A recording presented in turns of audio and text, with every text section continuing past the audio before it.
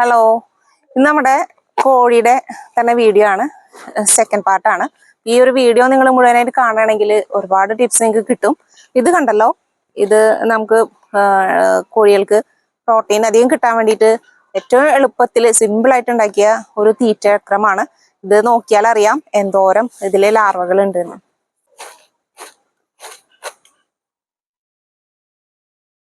ഇവിടെ നമ്മുടെ ഒരു മാങ്ങ പഴുത്ത് നിൽക്കുന്നുണ്ട്, നമുക്ക് അതും കൂടി പൊട്ടിക്കാം. നമ്മുടെ ഈ ലാർവകള് ഞാനിവിടെ കോഴികൾക്ക് കൊടുക്കുകയാണ്. വളരെ എളുപ്പത്തിൽ നമുക്കിത് ഉണ്ടാക്കാനായിട്ട് പറ്റൂട്ടോ. അധികം ഇൻഗ്രീഡിയൻസ് ഒന്നും വേണ്ട, രണ്ട് ഇൻഗ്രീഡിയൻസ് ആണ് നമുക്ക് ആവശ്യമുള്ളൂ. അപ്പോൾ നല്ല ഹെൽത്തി ഫുഡാണ്.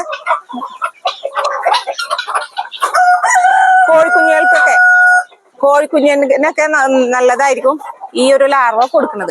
അപ്പൊ ഇത് എങ്ങനെയാണ് ഉണ്ടാക്കണെന്ന് നോക്കണേക്ക് മുമ്പ് ഞാനൊന്ന് സെൽഫ് ഇൻട്രൊഡ്യൂസ് ചെയ്യാം. അപ്പോൾ ഞാൻ എന്തായാലും ഒന്ന് സെൽഫ് ഇൻട്രൊഡ്യൂസ് ചെയ്യാം.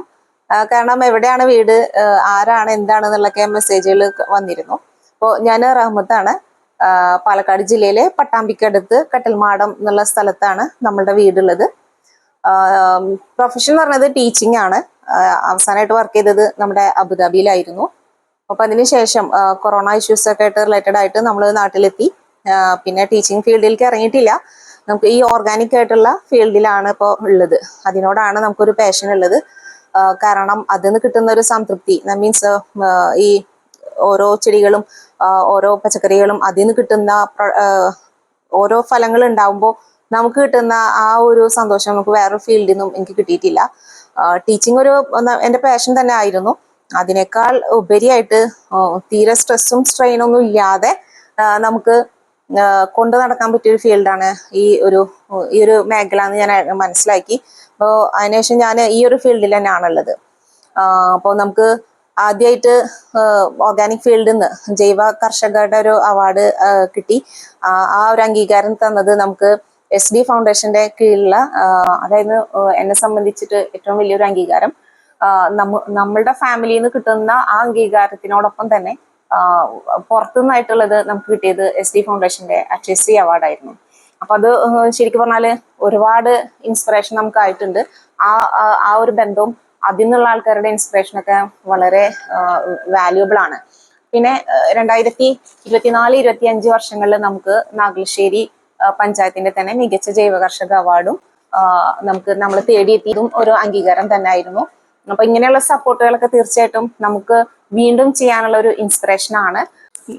നമ്മുടെ കൃഷിഭവന നാഗലശ്ശേരിയാണ്.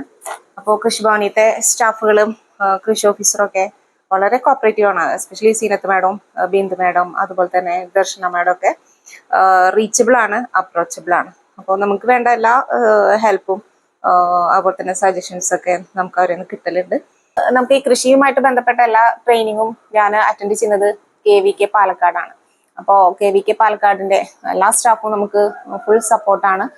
എല്ലാ ക്ലാസ്സിനായാലും നമുക്ക് വേണ്ട സജഷൻസ് ഒക്കെ തരാനും അവരുടെ ഒരു സപ്പോർട്ട് ഉണ്ട്. ഡോക്ടർ സുമിയ മാഡം, അതുപോലെ തന്നെ നമ്മുടെ ഡോക്ടർ രശ്മി മാം, ഡോക്ടർ ലക്ഷ്മി മാം, അതുപോലെ തന്നെ സ്മിജിഷ മാം ഒക്കെ നമുക്ക് എപ്പോൾ വേണമെങ്കിലും അപ്രോച്ചബിൾ ആണ്. എന്ത് സജഷൻസും അല്ലെങ്കിൽ എന്ത് സഹായം വേണമെങ്കിലും നമുക്ക് അവരോട് ചോദിക്കാം. അതുപോലെ തന്നെ അവർ നമുക്ക് വേണ്ട നിർദ്ദേശങ്ങളും കാര്യങ്ങളൊക്കെ തരുന്നുണ്ട്. അപ്പോൾ അതൊക്കെ ശരിക്കും നമുക്കൊരു സപ്പോർട്ട് തന്നെയാണ്. നമുക്ക് വീണ്ടും വീണ്ടും ചെയ്യാനും നമ്മൾക്ക് കാര്യങ്ങളൊക്കെ പറഞ്ഞു തരാൻ ആൾക്കാരുണ്ട് എന്നുള്ള ആ ഒരു കോൺഫിഡൻസ് ഒക്കെ നമുക്ക് കിട്ടും എന്നുള്ളതാണ്. അപ്പോൾ അവരും ഒരു നല്ലൊരു മികച്ച അഗ്രി എന്റർപ്രണർ എന്നുള്ള ഒരു അംഗീകാരം നമുക്ക് തന്നു. അപ്പോൾ തീർച്ചയായിട്ടും ഇതൊക്കെ എന്നെ സംബന്ധിച്ചിട്ട് ഒരുപാട് മോട്ടീവാണ്. ഇതൊക്കെ ഇങ്ങനെ ഒരു സംരംഭത്തിലേക്ക് ഇറങ്ങാൻ തന്നെ കാരണം തേനീച്ചകളാണ്.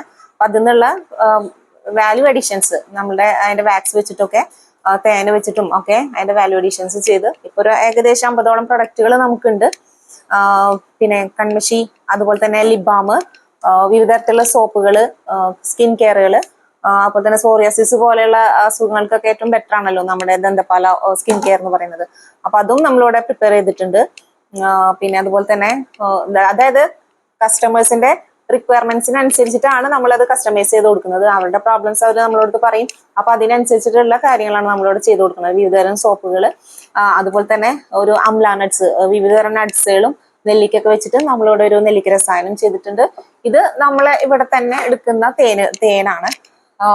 അതുപോലെ തന്നെ അങ്ങനെ കുറെ ഐറ്റംസ് ഉണ്ട്. അപ്പൊ അതൊക്കെ വഴിയെ നമ്മുടെ വീഡിയോസിലൊക്കെ പോയി നോക്കിക്കഴിഞ്ഞാൽ നിങ്ങൾക്ക് കാണാൻ പറ്റും ഈ പ്രൊഡക്റ്റുകൾ എന്തൊക്കെയാണെന്ന്. കുറെയൊക്കെ നമ്മൾ അപ്ലോഡ് ചെയ്തിട്ടുണ്ട്. അതുപോലെ വിവിധ തരം പൗഡറുകൾ, ഇപ്പോൾ ഇത് മുരിങ്ങയില പൗഡറാണ്, ഇത് കാർബൺ ആക്ടിവേറ്റഡ് ഉള്ള ഉമിക്കിരി, ഇത് നമ്മുടെ ബീട്രൂട്ട് പൗഡർ, അതുപോലെ ഹെന്ന പൗഡർ, അതുപോലെ തന്നെ അഗത്തിച്ചീരയുടെ പൗഡർ, അങ്ങനെ വിവിധ തരം പൗഡറുകൾ വെച്ചാൽ ഡീഹൈഡ്രേറ്റഡ് ആയിട്ട് നമ്മളിവിടെ പ്രിപ്പയർ ചെയ്തിട്ട് കൊടുക്കുന്നുണ്ട്. അതുപോലെ തന്നെ ശംഖുപുഷ്പം ഡ്രൈ ആയിട്ട് അതും നമ്മളിവിടെ പ്രൊവൈഡ് ചെയ്യുന്നുണ്ട്. അപ്പോൾ അങ്ങനെ കസ്റ്റമേഴ്സിനനുസരിച്ചിട്ട് അവരുടെ ആവശ്യങ്ങൾക്കനുസരിച്ച് ഒരുവിധം സംഭവങ്ങളൊക്കെ നമ്മളിവിടെ കൊടുക്കുന്നുണ്ട്. ഇപ്പൊ കുറച്ച് കറിവേപ്പിന്റെ ഇലയാണ് പൊട്ടിക്കുന്നത്. കറിവേപ്പിന്റെ ഇലയുടെ പ്രാധാന്യം നമുക്കറിയാം. കോഴികൾക്ക് മാത്രമല്ല മനുഷ്യന്മാർക്കും ഒരുപാട് ഫൈബർ കണ്ടന്റ് ഒക്കെ ഉള്ളതാണല്ലോ. അപ്പോൾ അവരുടെ ഡൈജസ്റ്റീവ് സിസ്റ്റത്തിനൊക്കെ വളരെ നല്ലതാണ്. അപ്പൊ ഇടക്ക് കുറച്ചൊക്കെ അടിച്ചു ചേർത്ത് കൊടുക്കാം, നല്ലതായിരിക്കും, വളരെ നല്ലതാണ്. നമ്മുടെ ഹെയർ റെമഡീസിനും അതെ, തലമുടിയുടെ പ്രശ്നങ്ങളൊക്കെ നമ്മൾ ഈ കറിവേപ്പിന്റെ ഇലയുടെ പാക്ക് ചെയ്യാറുണ്ടല്ലോ. അതുപോലെ ഫ്രീ ആയിട്ടുള്ളവർ, വീട്ടിലുള്ളവർ, കൂടുതലുള്ളവരൊക്കെ ആവശ്യമില്ലെങ്കിൽ കുറച്ചൊക്കെ നമ്മുടെ കോഴികൾക്ക് കൊടുക്കുന്നത് നല്ലതായിരിക്കും.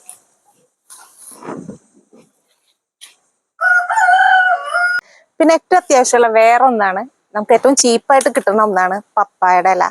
അപ്പോൾ മുട്ടൽപാദം വളരെ കുറവാന്ന് പറയുമ്പോൾ അതിനുള്ള ഒരു കാരണം വിരശല്യം ഉണ്ടായിരിക്കും.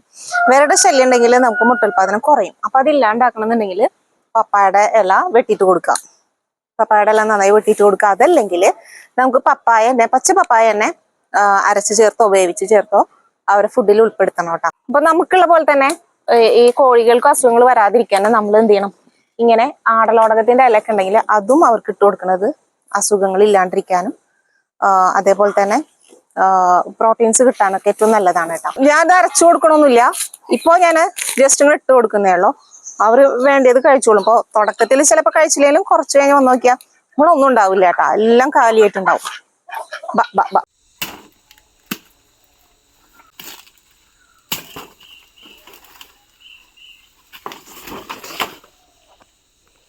നമുക്ക് കോഴിക്ക് കൊണ്ടിട്ട് കൊടുക്കുകയാണെങ്കിൽ ഇടനേരങ്ങളിലൊക്കെ അവർ കുത്തിപ്പറക്കി തിന്നോളും. അപ്പോൾ പരസ്പരം തല്ലൂടാന്നുള്ളൊരു പ്രശ്നം ഉണ്ടല്ലോ, അതുണ്ടാവില്ല. നമുക്ക് കൊടുക്കാം. അപ്പൊ അത് അവരിവിടെ ഇതൊക്കെ കൊത്തി തുടങ്ങിയിട്ടുണ്ട്. വാഴയിലൊക്കെ കൊടുക്കുമ്പോൾ ഇങ്ങനെ വാഴയുടെ നാര് വായിലൊക്കെ കുടുങ്ങാനും സാധ്യത ഉണ്ട്. അപ്പൊ അതൊക്കെ പ്രത്യേകം ശ്രദ്ധിക്കണേ. കഴിഞ്ഞ തവണ ഒരു കോഴിയുടെ വീഡിയോ അപ്ലോഡ് ചെയ്തിട്ടുണ്ടായിരുന്നു. ഞാൻ എക്സ്പെക്ട് ചെയ്തതിനേക്കാൾ കൂടുതൽ റെസ്പോൺസ് ആണ് നമുക്ക് കിട്ടിയത്. എനിക്ക് ഏറ്റവും കൂടുതലായിട്ട് പറയാനുള്ളത്, ഒരുപാട് ആൾക്കാർ വിളിച്ചിട്ടാ, മലപ്പുറം ജില്ലയിൽ നിന്നും കൊല്ലം ജില്ലയിൽ നിന്നും അങ്ങനെ ഓൾമോസ്റ്റ് എല്ലാ ജില്ലയിൽ നിന്നും ഏറ്റവും കൂടുതൽ കോൾ നമുക്ക് മലപ്പുറം ജില്ലയിൽ നിന്നായിരുന്നു. അതേപോലെ തന്നെ പ്രവാസികളുടെ കോള് കൂടുതലായിരുന്നു എന്ന് പറയാം. അപ്പോൾ നമുക്ക് മനസ്സിലായത് ഇവിടെ കോഴികളുണ്ട്. ഇവിടെ അപ്പൊ നമ്മൾ കോഴികളെ ഇവിടെ അഴിച്ചു വിട്ടിട്ടുണ്ട്. അപ്പോ പ്രവാസികൾക്കാണല്ലോ ഏറ്റവും അധികം മിസ്സിങ് ഉണ്ടാവുക നമ്മുടെ നാട്ടിലെ കാര്യങ്ങളൊക്കെ കാണുമ്പോൾ. അപ്പൊ അവരെ നെറ്റധികം വിളിച്ചിട്ടുണ്ടായിരുന്നത്, അവരെ വീട്ടിൽ വളർത്തിയതും അവർക്ക് നേരിടേണ്ടി വന്ന ഫേസ് ചെയ്യേണ്ടി വന്ന പ്രതിസന്ധികളൊക്കെ കുറിച്ചിട്ടാണ് പറഞ്ഞത്. അപ്പോൾ ആ ഒരു പ്രശ്നങ്ങളെ ഒക്കെ വെച്ചിട്ടാണ് ഞാൻ ഈ ഒരു വീഡിയോ ഇപ്പോൾ ഇവിടെ ചെയ്യുന്നത്. എന്നുവെച്ചാൽ കുറേ പ്രശ്നങ്ങൾ പറഞ്ഞു. ഒന്ന് മെയിനായിട്ട് കോഴിമുട്ടയുടെ തന്നെയാണ്. അവര് കോഴിനെ വളർത്തുന്നുണ്ട്, പക്ഷെ ഒരു കോഴിമുട്ട പോലും അവർക്ക് കിട്ടുന്നില്ല എന്നുള്ളതാണ് വാസ്തവം. കാരണം അവരെ പൊട്ടിച്ച് കോഴി തന്നെ കഴിക്കുന്ന ഒരു അവസ്ഥയാണ്. പക്ഷെ നമുക്ക് ഇത്രയും കിട്ടിയല്ലോ. ഇതിപ്പോ ഇന്നത്തെയും കൂടിയിട്ടുള്ള കോഴിമുട്ടയാണ്. അപ്പോൾ നമുക്ക് അങ്ങനത്തെ ഒരു പ്രശ്നമല്ല. അപ്പൊ ആ ഡീറ്റെയിൽ ശ്രദ്ധിക്കണം എന്നുള്ളതാണ് അതിന്റെ ഒരു കറക്റ്റായിട്ട് പറയാനുള്ള ഒരു പോംവഴി. അപ്പോൾ ഇവിടെ കുറച്ച് കാര്യങ്ങൾ അവർ ഓർത്ത് വെച്ചിട്ട്, അവർ പറഞ്ഞ പ്രശ്നങ്ങളൊക്കെ ഒന്ന് ഓർത്ത് വെച്ചിട്ട് ഞാൻ കുറച്ച് സാധനങ്ങൾ ഇവിടെ വെച്ചിട്ടുണ്ട്. അത് മുഴുവനായിട്ട് നിങ്ങൾ കാണുകയാണെങ്കിൽ നിങ്ങൾ ഈ ഫേസ് ചെയ്യുന്ന പ്രശ്നങ്ങൾ വെച്ചാൽ കോഴി മുട്ട ഇട്ടിട്ട് അതന്നെ കുടിക്കുന്നു, കോഴിക്കുഞ്ഞുങ്ങൾ ഉണ്ടായിട്ട് ചത്തുപോകുന്നു, പിന്നെ പരസ്പരം കൊത്തുക, അങ്ങനെ കുറേ പ്രശ്നങ്ങളാണ് അവർ പറഞ്ഞത്. ഗ്രോത്ത് ഇല്ല, അപ്പൊ അങ്ങനെയൊക്കെ. അപ്പോൾ ഇവിടെ കൊടുക്കുന്ന തീറ്റകൾ എങ്ങനെയാണ്, കൂട് എങ്ങനെയാണ്, അങ്ങനെ കുറേ ചോദ്യങ്ങൾ വന്നിട്ടുണ്ടായിരുന്നു. അപ്പൊ അതിനൊക്കെ ആയിട്ട് ഒരു ചെറിയൊരു വീഡിയോ, കുറച്ച് ചിലപ്പോൾ ചെറിയ ലെങ്തി ആയിരിക്കും, ഒന്ന് കണ്ടു നോക്കിയാൽ കോഴിനെ വളർത്താൻ ആഗ്രഹിക്കുന്നവർക്ക് എന്തായാലും അത് കുറച്ച് ടിപ്സ് കിട്ടും എന്നുള്ളതാണ്. അപ്പൊ ഇത് നമ്മൾ റെഗുലർലി കൊടുക്കുന്ന തീറ്റക്രമമാണ് ഞാൻ കാണിക്കുന്നത്. ഇന്ന് രാവിലെ ഞാൻ ബ്രേക്ക്ഫാസ്റ്റ് കഴിക്കുന്നതിന് മുമ്പ് കോഴിക്കുള്ള തീറ്റ കൊടുത്തിട്ടാണ് ഇന്ന് വരെ ഞാൻ ബ്രേക്ക്ഫാസ്റ്റ് കഴിച്ചിട്ടുള്ളൂ. അതാ അങ്ങനെയാണ്. അതിനു മുന്നേ ഇതേപോലെ അവര് കൂകിയിട്ടുണ്ടാവും. അപ്പൊ നമുക്കുള്ളത് ഒരു സൈറൺ കൂടിയിട്ട് രാവിലെ വെച്ചാൽ കുറച്ച് ഗോതമ്പും കുറച്ച് അരി എടുത്തിട്ട് ഒരൊറ്റ വിസിലിൽ വേവിക്കും. എന്നുവെച്ചാൽ അങ്ങോട്ടും അല്ല വെന്തിട്ടും ഇല്ല എന്നാൽ വേവാത്തതും അല്ലാത്തുള്ള ഒരു ലെവലിലേക്കാണ് വേവിക്കുക. അതിൽ പരമാവധി നമുക്ക് കിട്ടുന്ന വെജിറ്റബിൾസ് ഏതെങ്കിലുമൊക്കെ ഉണ്ടെങ്കിൽ അത് നമ്മൾ ആഡ് ചെയ്യും. അപ്പൊ ഇതിൽ കാണിക്കുന്നത് കോവക്കയാണ്. അപ്പൊ ഇന്നലെ ഇവിടെ കോവക്ക പൊട്ടിച്ചപ്പോൾ അതിൽ റെഡ് കളറായിട്ടുള്ള കോവക്കകളൊക്കെ മുഴുവനായിട്ട് ഇതിൽ മുറിച്ചിട്ടിട്ടുണ്ട്. അപ്പൊ അതൊന്ന് വേവിക്കാതെ കൊടുത്താലും അവർ കഴിക്കൂട്ടാം. അതേപോലെ പിന്നെ അതിൽ മെയിനായിട്ട് ആഡ് ചെയ്യുന്ന ഒരു സംഭവമാണിത്. ഇത് നമ്മുടെ എള്ളിന്റെ പിണ്ണാക്കാണ്. എള്ളിന്റെ പിണ്ണാക്ക് വെള്ളത്തിലിട്ടിട്ട് സോക്ക് ചെയ്ത് വെച്ചതാണ്. അപ്പൊ അത് 1-2 മണിക്കൂർ മുമ്പ് നമ്മൾ വെള്ളത്തിലിട്ട് വെക്കണം, എന്നാലേ ഈ ഒരു പരുവം കിട്ടുള്ളൂ. അതല്ലെങ്കിൽ ഇതായിരിക്കും അതിന്റെ അവസ്ഥ. ഇത്രയും ഹാർഡാണ്, കണ്ടല്ലോ, ഇത്രയും ഹാർഡാണ് നമ്മുടെ എള്ളിന്റെ പിണ്ണാക്ക്. അപ്പോൾ അത് സോക്കായി കിട്ടണമെങ്കിൽ 1-2 മണിക്കൂർ വെള്ളത്തിലിട്ട് വെക്കണം. അപ്പൊ ഞാൻ തലേ ദിവസം രാത്രിയിൽ വെള്ളത്തിലിട്ട് വെക്കും. അപ്പോൾ രാവിലെ ആകുമ്പോഴത്തേക്ക് നമുക്ക് ഈ പരുവാവും. അപ്പോൾ അത് ഞാൻ ആഡ് ചെയ്യാറുണ്ട്. റെഗുലർലി ഇങ്ങനെയല്ല, എന്തെങ്കിലും മാറിയിട്ട് ഇട്ടുകൊണ്ടിരിക്കും. ഒന്നുകിൽ വേപ്പിന്റെ പിണ്ണാക്കായിരിക്കും, ഒന്നുകിൽ എള്ളിന്റെ പിണ്ണാക്കായിരിക്കും, അല്ലെങ്കിൽ തേങ്ങാ പിണ്ണാക്കായിരിക്കും, ചോളത്തവിട്, അതുപോലെ അരിയുടെ നെല്ല് കുത്തുമ്പ് കിട്ടുന്ന തവിട്, അങ്ങനെ മാറിയിട്ടാണ് നമ്മൾ ഇതിൽ ഉപയോഗിക്കണം. അപ്പൊ ഏതെങ്കിലും ഒരു തവിട് എന്തായാലും ഉണ്ടായിരിക്കും. പിന്നെ അതുപോലെ ഉൾപ്പെടുത്തുന്ന ഒന്നാണ് നെല്ല്. നമുക്കറിയാം, ഇവരുടെ ദഹനം നടക്കണമെന്നുണ്ടെങ്കിൽ കല്ല് മണ്ണൊക്കെ ശരിക്ക് അവർക്ക് വയറ് എന്ന് പറഞ്ഞ ഒരു കൺസെപ്റ്റ് അവർക്ക് ഇല്ലല്ലോ. അപ്പോൾ അവരുടെ ദഹനം നടക്കണമെങ്കിൽ നല്ല ഹാർഡ് ആയിട്ടുള്ള ഒബ്ജക്റ്റുകളിൽ വേണം എന്നാണ് പറയുന്നത്. അപ്പൊ ഒന്നുകിൽ നെല്ല്, അല്ലെങ്കിൽ പിന്നെ ഈ നെല്ല് കുത്തിയിട്ടുള്ള ഊമിയല്ല, നമ്മുടെ എന്താ പറയാ, തവിട്. അപ്പൊ അതൊക്കെ ആഡ് ചെയ്യുന്ന കാരണം അത്തരം കാര്യങ്ങൾക്കുള്ള പ്രശ്നങ്ങളൊക്കെ ഒരു ഫേസ് ചെയ്യണില്ല. അപ്പോൾ ഇതും ഞാനിതിൽ ആഡ് ചെയ്യലുണ്ട്. അതല്ലെങ്കിൽ ഇടനേരങ്ങളിൽ കൊണ്ടിട്ട് നെല്ലും ഇട്ട് കൊടുക്കാറുണ്ട്. അപ്പൊ ഇങ്ങനത്തെ എന്തെങ്കിലുമൊക്കെ ഉൾപ്പെടുത്താന്നുള്ളതാണ്. അതേപോലെ തന്നെ നമുക്ക് കോഴിമുട്ടയുടെ തൊണ്ട് പൊടിച്ചു ചേർത്തിട്ടൊക്കെ കൊടുക്കാറുണ്ട്. പക്ഷെ ഞാൻ അങ്ങനെ അടിച്ചു ചേർക്കലൊന്നുമില്ല. വെറുതെ എങ്ങനെ ഇട്ട് കൊടുത്താൽ തന്നെ അവര് കൊത്തി തിന്നണത് കാണാം. നമുക്ക് നോക്കി നോക്കാം. വാ, അപ്പൊ ഇതാ തൊണ്ടാണ്. ഇപ്പൊ ഞാൻ വെറുതെ ഇട്ട് കൊടുക്കുന്നുണ്ട്.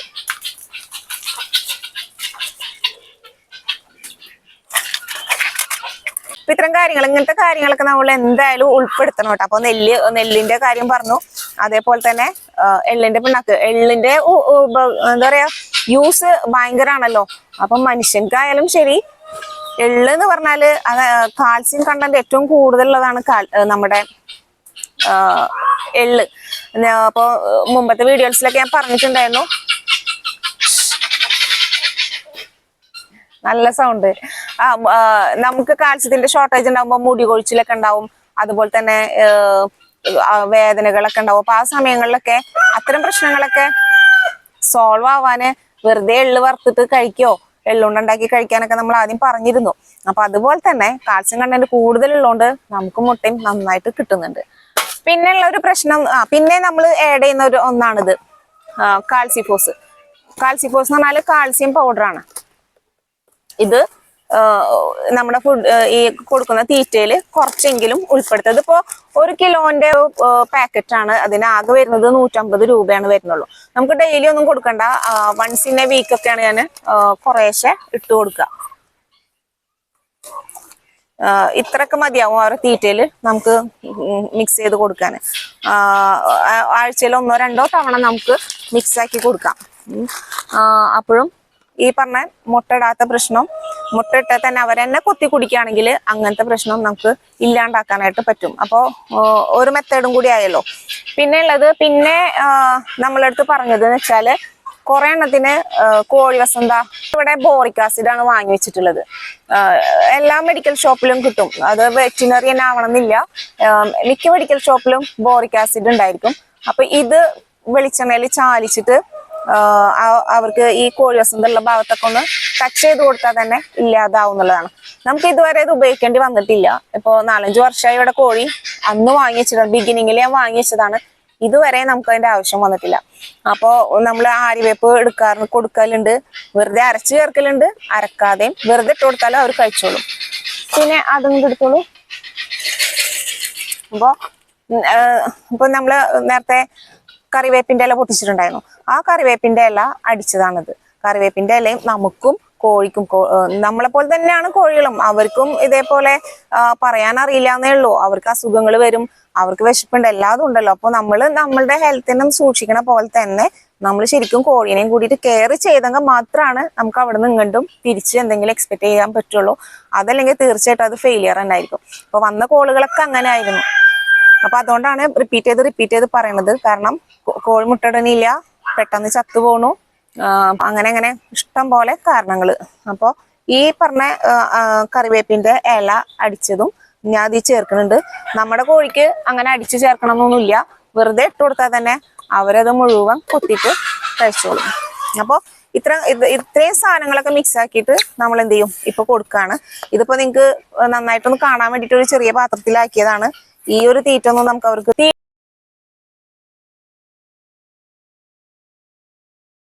തീറ്റ കൊടുക്കുന്ന ഒരു സിസ്റ്റം ചോദിച്ചിട്ടുണ്ടായിരുന്നു. എങ്ങനെയാണ്, മണ്ണിലാണോ ഇട്ട് കൊടുക്കണേ, മണ്ണ് മിക്സ് ആവൂലേ എന്നൊക്കെ ഒരു ചോദ്യം വന്നിട്ടുണ്ടായിരുന്നു. നമ്മൾ ശരിക്കും പറഞ്ഞാൽ അവിടെ വെള്ളം പോകാൻ ഉപയോഗിക്കുന്ന പാത്തി ഉണ്ടല്ലോ, അതിലാണ് തീറ്റ കൊടുക്കുന്നത്. പക്ഷെ അങ്ങനെ കൊടുക്കണം എന്നില്ല. യഥാർത്ഥത്തിൽ അവർക്ക് അവരുടെ തീറ്റയിൽ കൂടെ മണ്ണ് അല്ലെങ്കിൽ ചെറിയ ചെറിയ കല്ലുകളൊക്കെ ഉൾപ്പെടണം എന്നുള്ളതാണ്. എങ്കിൽ മാത്രമാണ് അവരുടെ ദഹനം പ്രോപ്പറായിട്ട് വർക്കൗട്ട് ആവണുള്ളൂ. അപ്പൊ മണ്ണിൽ ഇട്ട് കൊടുത്തത് ഒരു വിഷയമല്ല, അത് അവരുടെ ദഹനത്തെ കൂടുതൽ സഹായിക്കുകയേ ചെയ്യണുള്ളൂ. ഇന്നലെ പറഞ്ഞതില് വേറെ ഒരു കോൾ വന്നത്, കോഴിക്കുട്ടികളൊക്കെ മുഴുവനായിട്ട് ചത്തു പോകുന്നുണ്ട്, വിരിഞ്ഞു വരുന്നു പക്ഷെ ഒക്കെ ചത്തു പോകുന്നു എന്നാണ് പറഞ്ഞത്. അപ്പൊ അതിനെന്ന് വെച്ചാല് നമ്മൾ ചെയ്യേണ്ടത്, കുട്ടികൾ വിരിഞ്ഞ ഉടനെ തന്നെ സിങ്കോവിറ്റ് എന്നുള്ളത് ഒരു വൈറ്റമിൻ്റെ ആണ്, മൾട്ടി വിറ്റാമിൻ മിനറൽസ് ആണത്. അപ്പൊ ഇത് നമ്മൾ എന്ത് ചെയ്യുക, ഓരോ ഡ്രോപ്പ് അവരുടെ വെള്ളത്തിലോ അല്ലെങ്കിൽ അവർക്ക് ഡയറക്റ്റോ അവർക്ക് വായില് കൊടുക്കുക. പക്ഷെ വായിൽ കൊടുക്കുമ്പോൾ അത് ശ്രദ്ധിച്ചിട്ട് വേണം കൊടുക്കാൻ. അപ്പോൾ എങ്കിൽ മാത്രമാണ് അവര് ഹെൽത്തി ആയിട്ട് കിട്ടുള്ളൂ.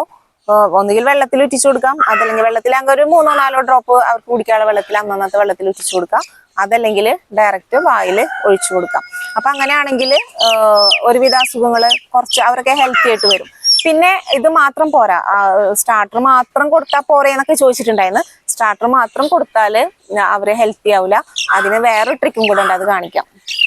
അപ്പൊ ഈ ചിതൽപുറ്റ് കാണുന്നുണ്ടാവും. അപ്പൊ നമുക്ക് കിട്ടിയ കോളുകളില് പ്രധാനമായിട്ട് പറഞ്ഞത് ഒന്ന്, കോഴിക്കുട്ടികൾക്കൊന്നും തീരെ ഉഷാറില്ല, പെട്ടെന്ന് ചത്തു പോകണം എന്നുള്ളതാണ്. ആ ഒരു സ്റ്റാർട്ടർ കൊടുക്കണ്ടെന്നും പറഞ്ഞിരുന്നു. പക്ഷെ അതുകൊണ്ടൊന്നും കാര്യമായിട്ടുള്ള ഒരു ഗുണം ഉണ്ടാവില്ല. അവർക്ക് നമ്മൾ ശരിക്കും പുഴുക്കള് അല്ലെങ്കിൽ ചെതലൊക്കെ നന്നായിട്ട് ഇട്ട് കൊടുത്തിട്ടുണ്ടാവും. ഇതേപോലത്തെ ചെതലുകളൊക്കെ ഉണ്ടെങ്കിൽ നമുക്ക് എന്ത് ചെയ്യാം, ഇട്ട് കൊടുക്കുന്നത് നല്ലതാണ്. ഇതിങ്ങനത്തെ ചിതൽപുറ്റൊക്കെ ഉണ്ടെങ്കിൽ നമുക്ക് അവർക്ക് കൊണ്ടിട്ട് കൊടുക്കാം.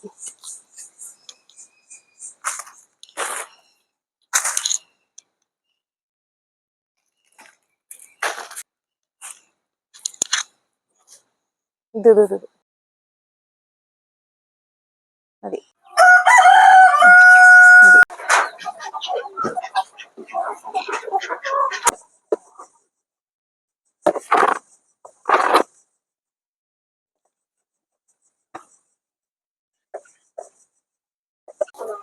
വളരെ എളുപ്പത്തിൽ ഇത് നമുക്ക് ഉണ്ടാക്കാം. ഈ തവിട് ഒരു പാത്രത്തിലേക്ക് ഇടാം. അതേപോലെ തന്നെ നമ്മുടെ കൊപ്രപ്പിണ്ണാക്കും ഒരു ഈക്വൽ അളവിൽ എടുത്താൽ മതി, ഇടാം. എന്നിട്ട് അതിൽ കുറച്ച് വെള്ളം ഒഴിച്ച് വെക്കാം, 1 കപ്പ് വെള്ളം ഒഴിച്ച് വെക്കാം. അപ്പൊ നന്നായിട്ട് സോക്കാവും. അപ്പൊ ഏകദേശം ഒരു പുട്ടുപൊടിയുടെ പരുവത്തിലൊക്കെ, അതിനേക്കാൾ കുറച്ചും കൂടി നനവുള്ള രീതിയിലാണ് നമുക്ക് ഈ ഒരു മിക്സിങ് ചെയ്യേണ്ടത്. അപ്പൊ ഇനി ഇതിൽ 2 കോൺമുട്ടയും കൂടെ നമ്മൾ പൊട്ടിച്ചൊഴിക്കുക.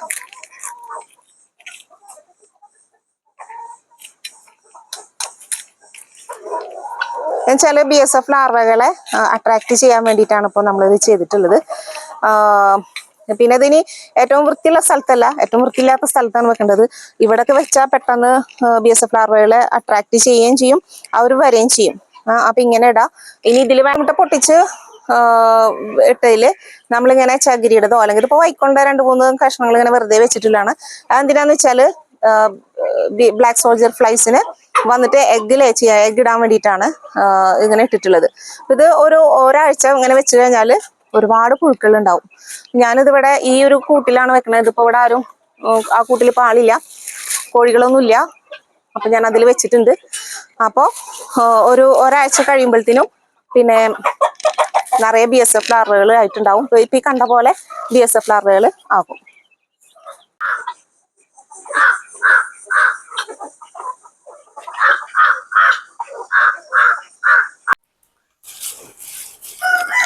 അപ്പൊ കോഴിക്ക് നമ്മൾ മസ്റ്റായിട്ട് കൊടുക്കേണ്ട ഒരു തീറ്റയാണ് ഈ ചായാമൻസ.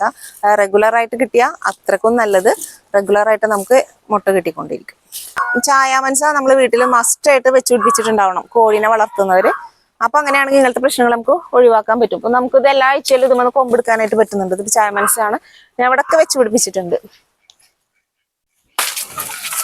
അപ്പോൾ ഇതും നമ്മൾ കോഴിയുടെ തീറ്റയിൽ ഉൾപ്പെടുത്തുകയാണെങ്കിൽ ഈ പറഞ്ഞ എഗ്ഗിന്റെ പ്രശ്നം നമുക്ക് ഇല്ലാണ്ടാക്കാം. അപ്പൊ ഇതിങ്ങനെ കൊമ്പോട് കൂടി ഇട്ട് കൊടുത്താൽ അവർ കഴിച്ചിട്ട് കുറച്ച് കഴിഞ്ഞാൽ ആ തണ്ട് നമുക്ക് തിരിച്ചെടുത്ത് കൊണ്ടുവരാം. തണ്ട് തിരിച്ചിട്ട് നമുക്ക് വീണ്ടും ഇതേപോലെ കുത്തിടാം. ഇത് കോഴിക്ക് മാത്രമല്ല നമുക്കും നല്ലത് തന്നെയാണ്. പക്ഷെ നമ്മൾ ഉപയോഗിക്കുമ്പോൾ ഒന്ന് ചൂടുവെള്ളത്തിലൊക്കെ ഇട്ട് പിഴിഞ്ഞിട്ടാണ് നമ്മൾ ഇത് ഉപയോഗിക്കാറുള്ളൂ. ചെറിയൊരു കട്ടുണ്ട് എന്നാണ്, പക്ഷെ കോഴിക്ക് അതിനെ ബാധിക്കണില്ല. കോഴിക്ക് ഡയറക്റ്റ് നമുക്ക് കൊടുക്കാം, അവർ കഴിച്ചോളും. നമുക്ക് റെഗുലർ ആയിട്ട് എഗ്ഗ് കിട്ടും. അപ്പൊ എല്ലാവരും ഉണ്ട് ഇവിടെ. അപ്പൊ ഈ വിശേഷം കണ്ടല്ലോ. ഒരു ദിവസം ഞാൻ പറഞ്ഞല്ലോ ബോക്സുകൾ വെച്ചിട്ടുണ്ട്, ചില സമയത്ത് അവർ മാറിയിടും. അപ്പൊ ഇത് നമുക്ക് ഇന്നലെ കിട്ടിയിട്ടുള്ളത് ഇന്നലത്തെ കോഴിമുട്ടയാണ്. ഇന്ന് നോക്കുമ്പോ എഗ്ഗ് കാണുന്നില്ല. അപ്പൊ അത് നമ്മുടെ കമ്പോസ്റ്റ് എല്ലാം റെഡിയായി നല്ല ഡ്രൈ ആയിട്ടിരിക്കുകയാണ്. അപ്പൊ അതിലാണ് ഇന്ന് മുട്ട ഇട്ടിട്ടുള്ളത്. നമുക്ക് ഇതും കൂടിയിട്ട് പറക്കിയെടുക്കാം. വാ.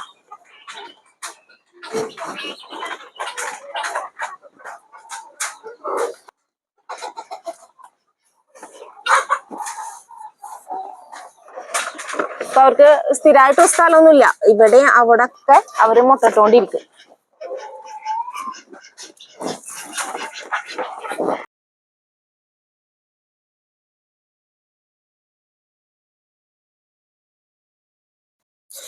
എക്സസ് ആയിട്ട് നമുക്ക് മീനൊക്കെ കിട്ടുകയാണെങ്കിൽ ഇടയ്ക്കൊക്കെ ഇതുപോലെ മീനിനെ കട്ട് ചെയ്തിട്ട് പച്ചക്ക് തന്നെ കൊടുക്കുന്നത് വളരെ നല്ലതാണ് കേട്ടോ. അപ്പം നിങ്ങൾ പറയാൻ പോണത് ഞങ്ങൾക്ക് തന്നെ മീൻ കിട്ടാനില്ല, എന്നിട്ടാണോ അപ്പോൾ കോഴിക്ക് എന്നൊക്കെ ആയിരിക്കും. അപ്പം അങ്ങനെയാണെങ്കിൽ ഒരു ട്രിക്കും കൂടെ പറയാം. നമ്മുടെ മീനൊക്കെ വിൽക്കുന്ന കടകളിൽ ചെന്നാൽ മീനിൻ്റെ വേസ്റ്റുകൾ നമുക്ക് കിട്ടും, ഫ്രീ ആയിട്ട് തന്നെ കിട്ടും. അപ്പം അത് വാങ്ങിച്ചിട്ട് കോഴികൾക്ക് അത് വേവിച്ച് കൊടുക്കാനായിട്ട് ശ്രദ്ധിക്കാം.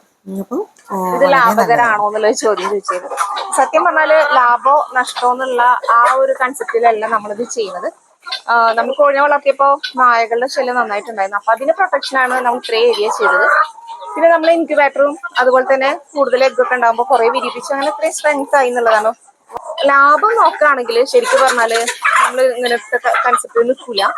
ഞാൻ ലാഭം നോക്കുന്നില്ല. ലാഭത്തിനേക്കാൾ ഉപരി നമുക്ക് കിട്ടുന്ന ആ ഒരു സന്തോഷം ഉണ്ടല്ലോ, ഇങ്ങനെ സഹജീവികളായിട്ടുള്ള ആ ഇന്ററാക്ഷനൊക്കെ ഒരുപാട് സ്ട്രെസ്സും സ്ട്രെയിനൊക്കെ കുറയ്ക്കാനും കൂൾ ആവാനൊക്കെ ഹെൽപ്ഫുൾ ആയിട്ട് എനിക്ക് പലപ്പോഴും തോന്നിയിട്ടുണ്ട്. അപ്പൊ ഇതില് ലാഭത്തിന്റെ ഒരു കൺസെപ്റ്റ് ഇല്ല. ലാഭം ചിലപ്പോൾ വെറും ലാഭം മാത്രം നോക്കി നിൽക്കുകയാണെങ്കിൽ നമുക്ക് ആ കിട്ടുന്ന ലാഭം ചിലപ്പോൾ ഹോസ്പിറ്റലിൽ കൊടുക്കാനൊക്കെ ഉണ്ടാവുള്ളൂ. ഇപ്പൊ ലാഭം ഇല്ല എന്ന് വിചാരിച്ചിട്ട് നമ്മളിതൊക്കെ ഒഴിവാക്കി പുറത്തുനിന്നുള്ള സാധനങ്ങൾ പരമാവധി വാങ്ങിക്കുകയാണെങ്കിൽ ഉള്ള അവസ്ഥ നന്നായിട്ട് അറിയാലോ. അപ്പൊ അങ്ങനെ പരമാവധി പുറത്തുനിന്നുള്ള കാര്യങ്ങളൊക്കെ ഒഴിവാക്കുക എന്നുള്ളതാണ് നമ്മുടെ ലക്ഷ്യം. അപ്പോൾ ലാഭവും നഷ്ടവും എന്നുള്ള ആ ഒരു കൺസെപ്റ്റിലല്ല കാര്യങ്ങൾ പോകുന്നത്. നമുക്ക് കിട്ടുന്ന ഒരു മാനസിക സന്തോഷം, അതിനാണ് ഞാൻ പ്രാധാന്യം കൊടുത്തിട്ടുള്ളത്. മീനിന്റെ പാർട്സുകളൊക്കെയാണ്. അപ്പൊ മീന് കിട്ടാനില്ലാത്തവര് നമുക്ക് മീനിന്റെ കടകളിൽ നിന്നൊക്കെ കളക്ട് ചെയ്യാം. പിന്നെ എൻ്റെ അടുത്ത് ഇങ്ങനെ തീറ്റയുടെ കാര്യത്തില് നമുക്ക് ചിലപ്പോ ഇവിടെ കിട്ടലുണ്ട് അയൽവാസികളിൽ നിന്നൊക്കെ ഒരുപാട് നാശമായ അരികളൊക്കെ നമുക്ക് അരി ഗോതമ്പൊക്കെ കിട്ടലുണ്ട്. ദയവ് ചെയ്തിട്ട് അങ്ങനെ ഒരുപാട് നാശമായതാണെങ്കിൽ അവർക്ക് കൊടുക്കാണ്ടിരിക്കാം. കാരണം അതവരുടെ അവർക്ക് ഇങ്ങനെ പിന്നീട് അസുഖങ്ങൾ വരാനും തൂക്കാവുന്ന ഒരു അവസ്ഥ ഉണ്ടായിട്ടുണ്ട്. അപ്പൊ അങ്ങനെയൊക്കെ കിട്ടിക്കഴിഞ്ഞാല് ചെയ്യേണ്ടത് ആ നല്ല നാശമായിട്ടുള്ള അരി എന്നുവെച്ചാല് പൂപ്പലൊക്കെ പിടിച്ചിട്ടുള്ള അരിയോ ഗോതമ്പൊക്കെ ആണെങ്കിൽ അതെന്ത് ചെയ്യാം, ഒരു പാത്രത്തിലോ അല്ലെങ്കിൽ ഒരു കവറിലോ കുറച്ച് വെള്ളം നനച്ചിട്ട് വെച്ച് അവിടെ വെക്കുക. അപ്പൊ അങ്ങനെയാണെങ്കിൽ 1-2 ദിവസത്തിന്റെ ഉള്ളിലൊക്കെ ഇത് ഒരു 2-3 ദിവസം കഴിഞ്ഞാൽ നല്ല ലാർവകൾ നമുക്ക് കിട്ടും. അപ്പൊ അത് നല്ലൊരു തീറ്റയാണ് കേട്ടോ. ഇവിടെ ദാ കോഴികള് കൊത്തി തിന്നു തുടങ്ങിയിട്ടുണ്ട്. അവര് കൊത്തണതിനനുസരിച്ചിട്ട് ആ ഹോളിൽ നിന്ന് ഇങ്ങനെ വന്നുകൊണ്ടിരിക്കും എന്നുള്ളതാണ്. അപ്പോൾ നമുക്ക് എത്ര വേണമെങ്കിലും ഒരു 10-25 കിലോ സ്റ്റോർ ചെയ്യുമ്പോൾ ഒരു പ്രശ്നവും ഇല്ല. ഇതാണ് ഉണ്ടല്ലോ, ഇതാണ് നമ്മുടെ ഈ സ്റ്റോറേജ് സിസ്റ്റം. ഈ സ്റ്റോറേജ് സിസ്റ്റത്തിനെ കുറിച്ചിട്ട് കുറച്ച് ആൾക്കാർ ചോദിച്ചിട്ടുണ്ടായിരുന്നു.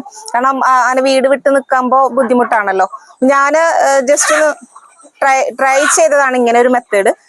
ഒന്നുമില്ല, നമ്മളുടെ ഇതിലിങ്ങനെ 25 കിലോ വരെ നമുക്ക് സ്റ്റോർ ചെയ്യാന്ന് പറഞ്ഞല്ലോ.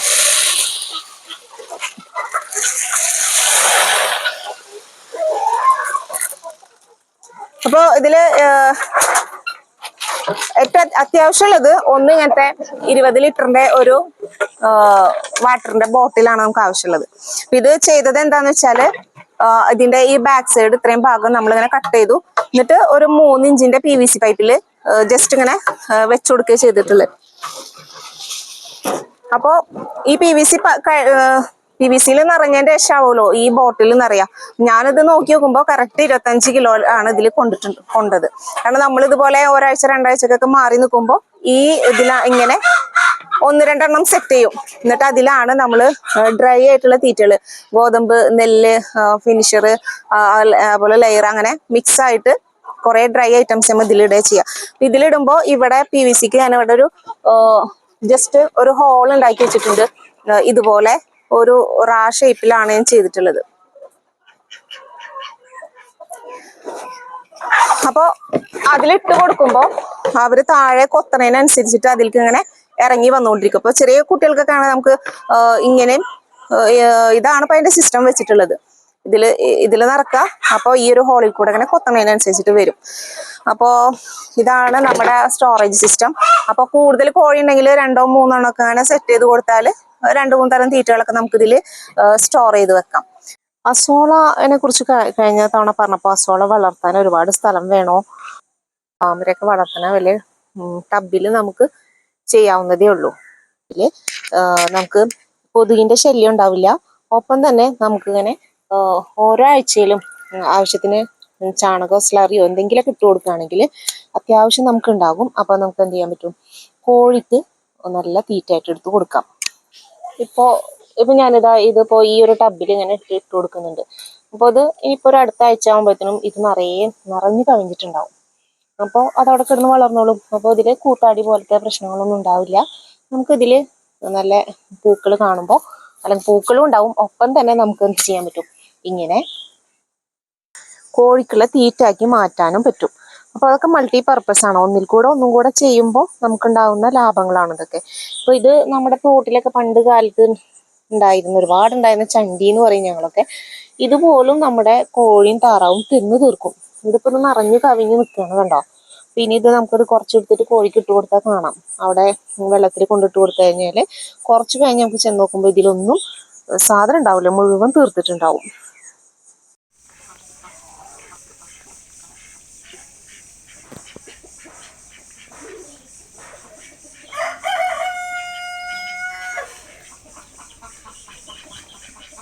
നമ്മുടെ ടീം ഇവിടെ എത്തിയിട്ടുണ്ട്. ഇനി അവരത് വൃത്തിയാക്കിക്കോളും. ഇനിയിപ്പോൾ അതിനെക്കുറിച്ചിട്ട് ഇനിയിപ്പോൾ അത് കഴിക്കൂലേ എന്നുള്ളൊരു ടെൻഷനൊന്നും വേണ്ട.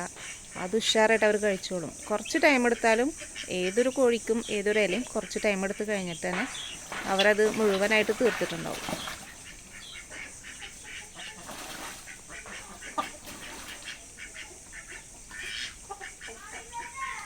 നമ്മുടെ കൂടിനെ പറ്റി ചോദിച്ചിട്ടുണ്ടായിരുന്നു, എങ്ങനത്തെ ഫെൻസിങ് ആണെന്നുള്ളത്. 3x3 ക്രോസ് ബാറിലാണ് ചെയ്തിട്ടുള്ളത്. അത് 8 അടി പോസ്റ്റ് നമ്മൾ പറഞ്ഞ് ചെയ്യിപ്പിക്കുകയാണ് ചെയ്തത് കേട്ടോ. 8 അടി പോസ്റ്റ് ചെയ്തു. അതേപോലെ തന്നെ 6 അടിയിലുള്ള ഈ ടാറ്റയുടെ നെറ്റാണിത്. ഇതും നമ്മൾ പറഞ്ഞ് ചെയ്യിപ്പിക്കുകയായിരുന്നു. എന്നിട്ട് പിന്നെ അതിന് പുറത്ത് അഡീഷണൽ ആയിട്ട് നമ്മളിങ്ങനെ വലകൾ കൊടുത്തേക്കാണ്. ഫിഷിങ്ങിന്റെ നെറ്റാണ് നമ്മളിങ്ങനെ കൊടുത്തിട്ടുള്ളത്. പിന്നെ അത് മുകൾ ഭാഗത്തും അത് കവർ ചെയ്തിട്ടുണ്ട്.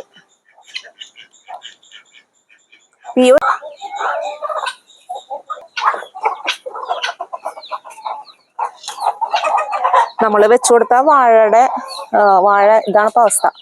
മുഴുവനായിട്ട് അവർ കൊത്തി തീർത്തിട്ടുണ്ട്. അതുപോലെ ആ ചണ്ടി ഇട്ട് കൊടുത്തതും മുഴുവനായിട്ട് അവര് തീർത്തു. അപ്പോൾ അടുത്തൊരു വീഡിയോയിൽ ഇനിയും ഒരുപാട് ടിപ്സ് ആയിട്ട് നമുക്ക് വരേണ്ടതുണ്ട്. കാരണം അവരുടെ അസുഖങ്ങൾ, അതിനുള്ള ഒറ്റമൂലികളൊക്കെ നമുക്ക് ഇനിയും ഉണ്ട്. വളരെ നമ്മുടെ തൊടിയിൽ ഏറ്റവും ചീപ്പായിട്ട് കിട്ടുന്ന പല ഇലകളും ഉപയോഗിച്ച് കഴിഞ്ഞാൽ തന്നെ അവർക്ക് കഫക്കെട്ടൊക്കെ വന്നു കഴിഞ്ഞാൽ ശരിക്കും ഭയങ്കര ബുദ്ധിമുട്ടാണ്. നമ്മൾ എത്ര ആന്റിബയോട്ടിക് കൊടുത്താലും നമുക്ക് തിരിച്ചു കിട്ടാറുമില്ല, എൻ്റെ എക്സ്പീരിയൻസിൽ കേട്ടോ. അതേപോലെ പിന്നെ ഒരു ആൾക്കാർ ചോദിച്ചിട്ടുണ്ടായിരുന്നു വാക്സിനൊക്കെ എടുക്കാറുണ്ടോ. ഞാൻ പൊതുവെ പ്രോപ്പറായിട്ട് വാക്സിനൊന്നും എടുക്കാറുമില്ല. നമ്മളുടെ തീറ്റയിൽ ശ്രദ്ധിച്ചാൽ തന്നെ കുറേയൊക്കെ അസുഖങ്ങൾ ഒഴിവാക്കാനും നല്ലൊരു ഔട്ട്പുട്ട്, അതിൽ തന്നെ നമുക്ക് ഇൻകം ജനറേറ്റ് ചെയ്യാനും പറ്റുന്നതാണ് എൻ്റെ ഒരു ഇതുവരെയുള്ള ഒരു എക്സ്പീരിയൻസ് എനിക്ക് മനസ്സിലാക്കിയത്. അപ്പോൾ ഇനിയും ഐഡിയാസുകളൊക്കെ ഞാൻ വരാം. നമ്മുടെ വിശേഷങ്ങൾ ഇവിടെ കഴിയുന്നില്ല. കോഴിയുടെ വിശേഷങ്ങൾ പ്രത്യേകിച്ചും അങ്ങനെ കഴിയില്ലല്ലോ. അപ്പോൾ നിങ്ങൾക്കുള്ള സംശയങ്ങളും അഭിപ്രായങ്ങളൊക്കെ നമ്മളെ അറിയിക്കണം. അപ്പോൾ അറിയുന്ന കാര്യങ്ങളൊക്കെ ആണെങ്കിൽ നമ്മൾ അതിനുള്ള റിപ്ലൈ തരും. കുറേ ആൾക്കാർ കോൺടാക്ട് ചെയ്തതാണ്, അവർക്ക് ഒരു സാറ്റിസ്ഫൈഡ് ആയ ലെവലിൽ നമ്മൾക്ക് ആൻസർ ചെയ്യാൻ കഴിഞ്ഞിട്ടുണ്ട്. അപ്പോൾ അടുത്തൊരു വീഡിയോ ആയിട്ട് വരണവരെ ബൈ.